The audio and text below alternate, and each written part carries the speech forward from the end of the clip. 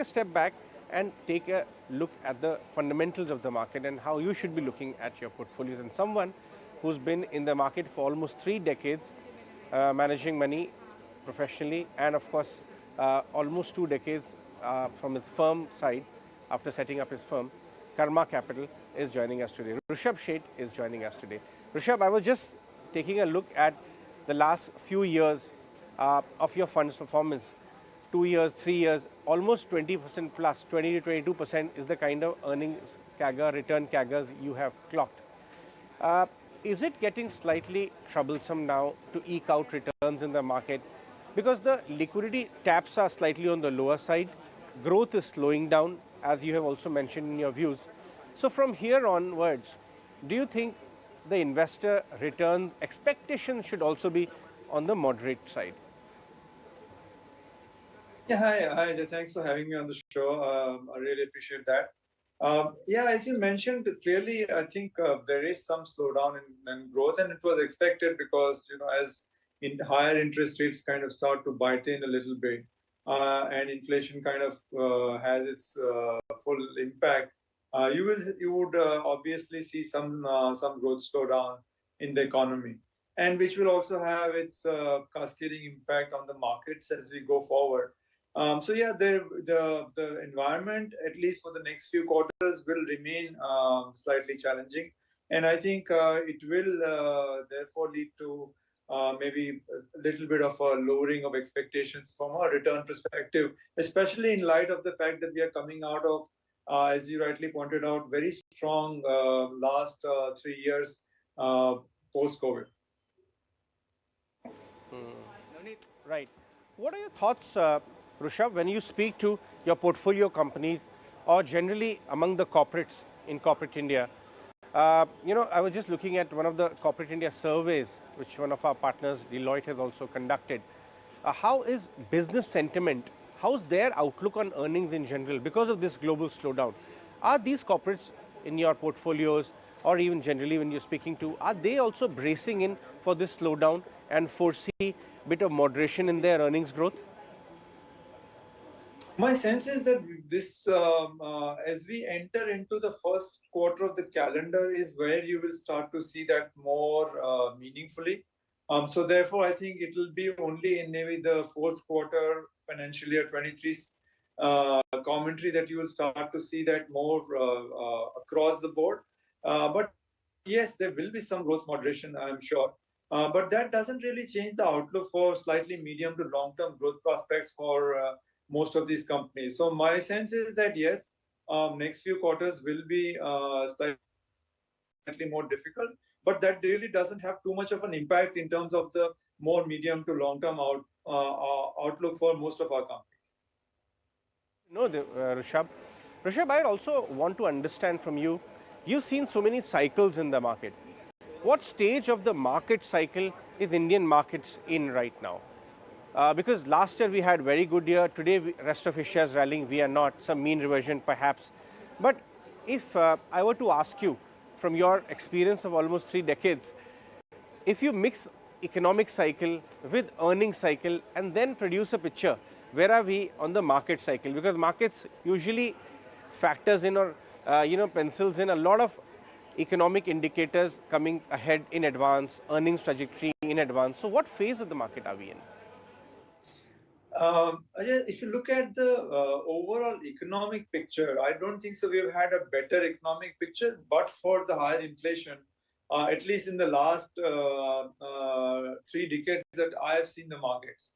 In terms of, if you look at the balance sheets, whether you look at a government balance sheet, whether you look at corporate India balance sheet, whether you look at bank balance sheets, or for that matter, even individual balance sheets, are looking in a very good shape. I think some of them are in the best shape that they have been in maybe last 20, 30 years.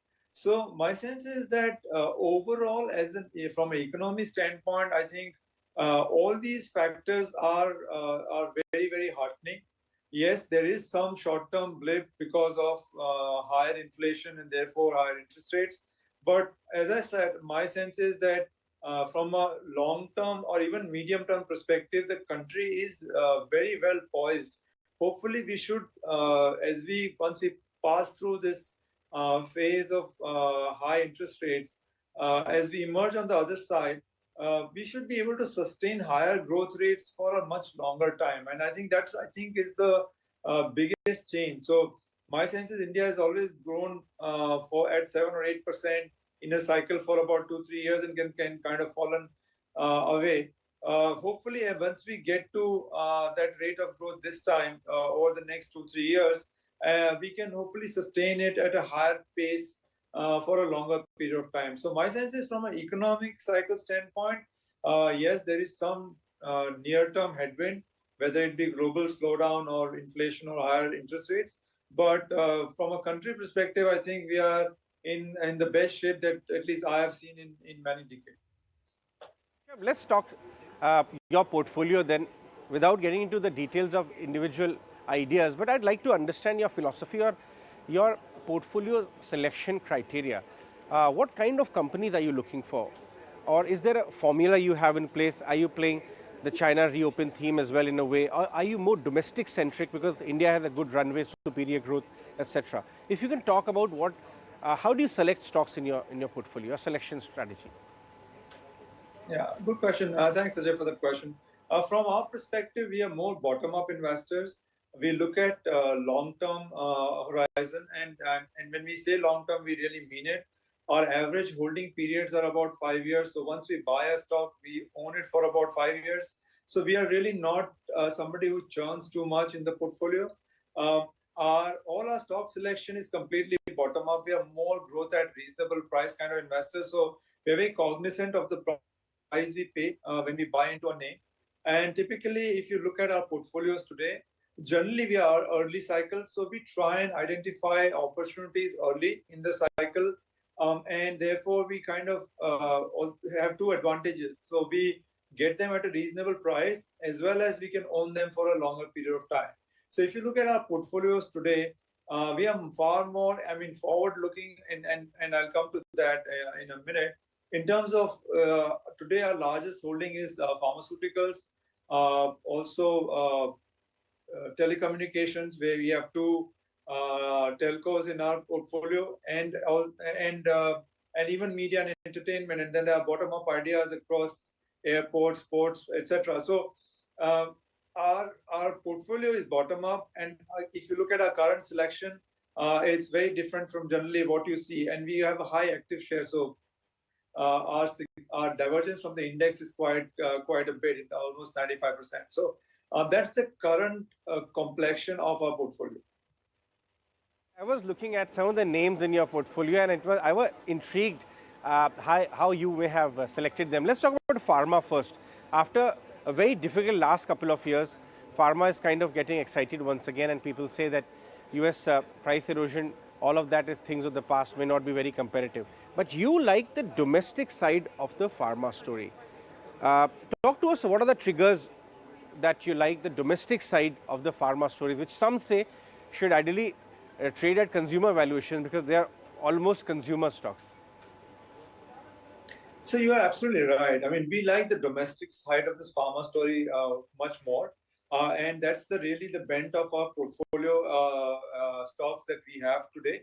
If you, and I think I kind of answered the question that you asked earlier as well, that most of the stocks that we have definitely have a very strong domestic business. So a lot of these pharma companies and some of the other stocks that we have would have offshore presence or export business.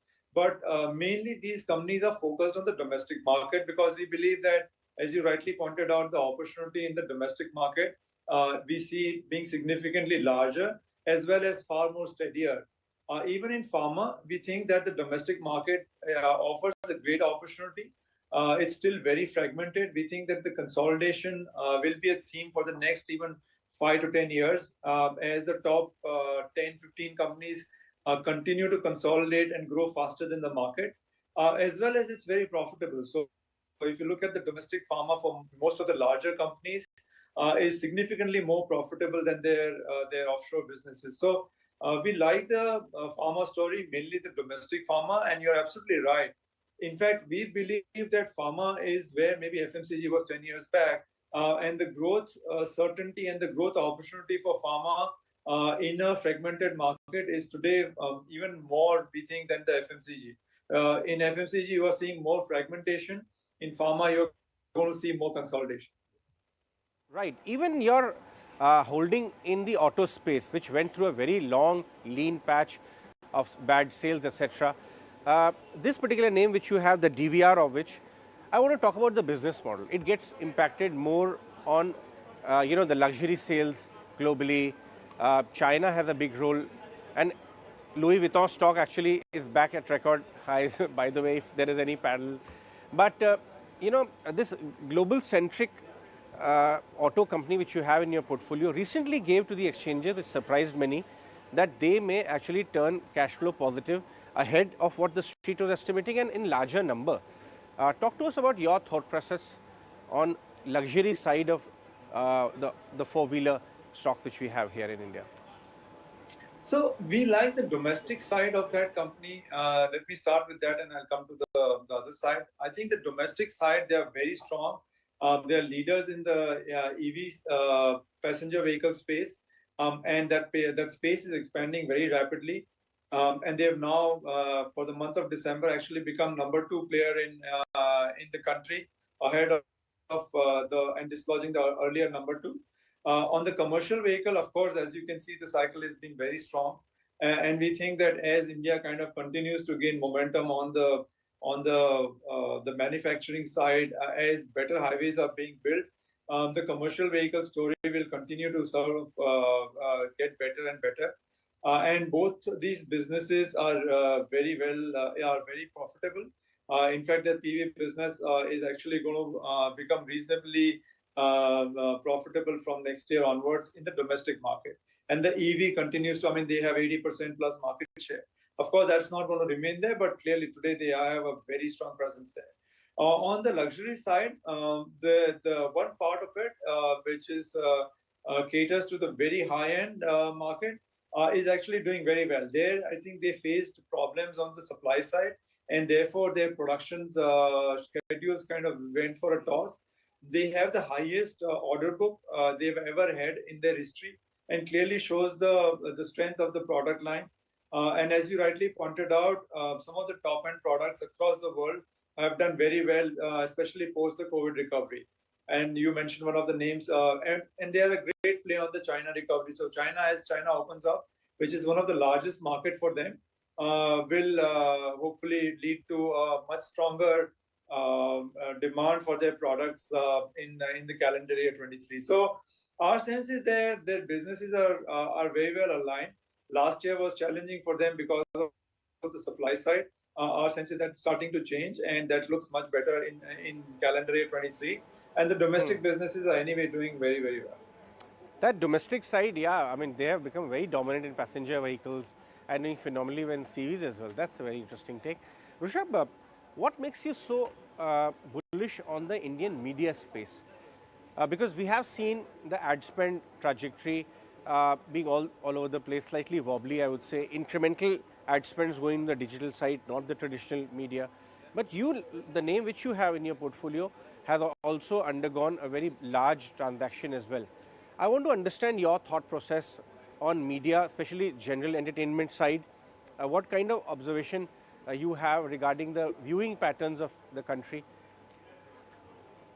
So 2-3 things in media. One is consolidation. As you rightly pointed out, media is undergoing a significant consolidation, and the top 3 players, whichever way you cut and slice it, whether you take broadcasting, OTT, which is basically the digital part, will control 75-80% of the market once these transactions go through this year. So the consolidation is a very big theme in media, and that media is not an easy business to enter. So once you have an entrenched player in media, like we will have the top 3 companies, it is going to be very difficult for anyone to kind of enter the space in a meaningful way in the near to medium term. Second is, I think, the whole spending pattern shift. So we think that, and as I and you can both relate to, we are spending more and more time on screen. The screen proliferation is happening. First, you just had the larger screen, which is basically your TV at home. Now, then you had the phone. Now you have various kind of screens. So the screen proliferation is going to lead to a significant amount of time being spent by people on media and entertainment. One of the studies pointed out that 80% of the time that people spend on phone or smaller screen is also on actually entertainment of various kinds. So my sense is that the take on media is the broader trend is that there is a huge consolidation happening. You are absolutely right. The advertisement spend slower, and we think it will pick up as economy kind of gains momentum over the course of this year. The other thing which you have to keep in mind is the NTO2, which has been in limbo for about 3 years now, is finally going to get implemented from 1st of April, which hopefully kind of gives fillip to the subscription side of the broadcasting business. And we think that the whole digital space is just exploding. So whether you take OTTs or whether you take any kind of digital advertising, that space is exploding. And interestingly, in India, the conventional media companies are also actually gaining leadership position in the OTT space. So I think all these trends point to a very exciting future for the media and entertainment business. And more importantly, most of these companies are available today at a very attractive valuation. So I don't think so people are really factoring up because they're coming out of a difficult patch in the last 2 years. So we are getting them at a reasonable price. And we think that there's very exciting times ahead for the whole industry as we get into a slightly faster growth. Right.